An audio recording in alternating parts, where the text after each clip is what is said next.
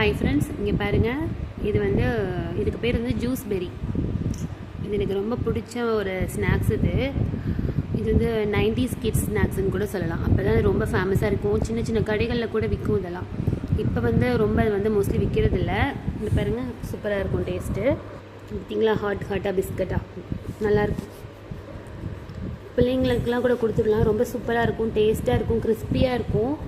இதுக்கு நெய் பிஸ்கட்னு சொல்லுவாங்க, ஆனால் அது வேறு. இது வந்து ஜூஸ் பெரி இப்படி இருக்கும். ரொம்ப டேஸ்ட்டாக இருக்கும், ரொம்ப கிறிஸ்பியாக இருக்கும். எவ்வளோ கிறிஸ்பியாக இருக்குது பாருங்கள். பாருங்கள், செம்ம டேஸ்ட்டாக இருக்கும்.